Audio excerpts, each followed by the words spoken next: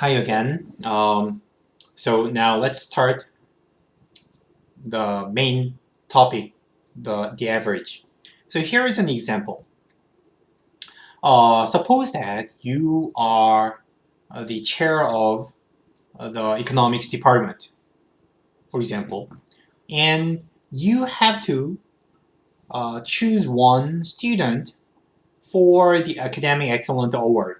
So only one student is awarded, and it is you uh, who who can choose the awardee. So suppose that there are two candidates, simply student one, student two, and you have to choose who's better based on their grades. Suppose that they have taken 10 courses in economics, and you observe their grades like A minus, B, A minus, B plus, B plus, A minus, B plus, A minus, B. So they're very good. Both do not have any C's. Then how can you compare? We cannot compare at all. But by the way, the first thing you have to notice here is that the outcomes are not numbers. So we have to convert, we have to define numerical variable numbers here. We are going to convert the letter grades into grade points. You know, like A is converted into 4.0, A minus into 3.7, and B plus 3.3, B 3.0 in that way. So now you have 10 numbers for each student. Still, it's difficult to see who's better. It's hard to see 20 numbers at a glance, and then hard to compare. We need to summarize the data. This is just non-informative numbers, non-informative at all. And then what you can think about is to make a frequency distribution table. Okay, it's a good idea. It's much better than the previous numbers, list of numbers. And for each grade, you can count how many courses fall into each grade. Like for student 1, he got 1 A and 4 A minuses, and 3 B pluses, 2 B flat, and no B minuses. On the other hand, meanwhile, student 2 has 3 A's, which is better than student 1, but 2 A minuses, which is worse than student 1, and has 2 B minuses, which is also more than student 1, which is not good because the lowest grade is B minus, while student 1's lowest grade is B flat.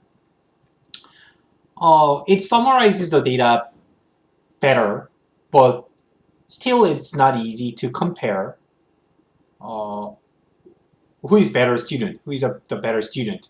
So we need another measure. We need a more efficient measure to compare and choose one student among between these two. And another alternative here is you may draw a histogram. Histogram can be drawn in this way. Blue is for student 1, and orange is for student 2. And usually, we put greater outcomes on the right, and on the left is the smallest outcome. So 2.7 is B minus, B minus, B, B plus, A minus, A.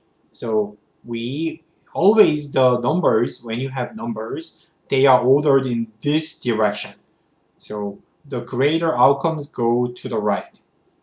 And the height, the point where the height of each point shows the frequency or probability. The vertical axis, 0, 1, 2, 3, 4 means the number of courses for each grade. There are, so student A has 0 observations of B minus, but he or she has four courses of A minus. So in that way, it also shows the pattern. Student 1 has more concentrated around B plus and A minus. Student 2 is more spread out, has some courses not great, not doing great, but it has many courses doing very well. So then how can you compare? Still, the answer is not clear.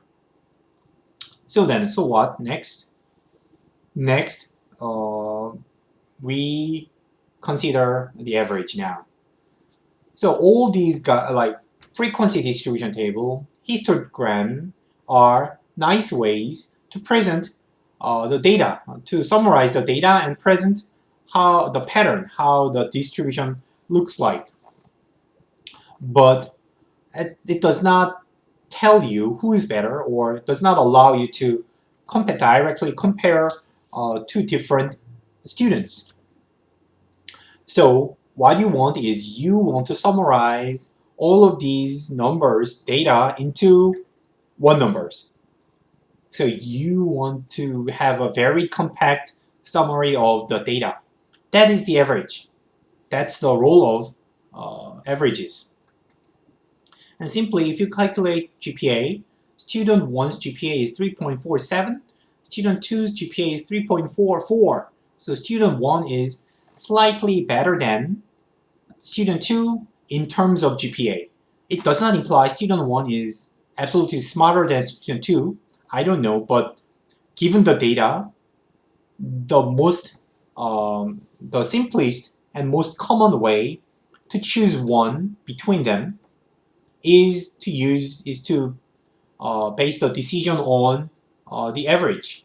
That's literally okay. Why? If you ask me why do you use the average, then I would say there is no clear reason why average is good, but I would ask you back like this. Then what else would you use? Is there any better way? Then it's hard to answer.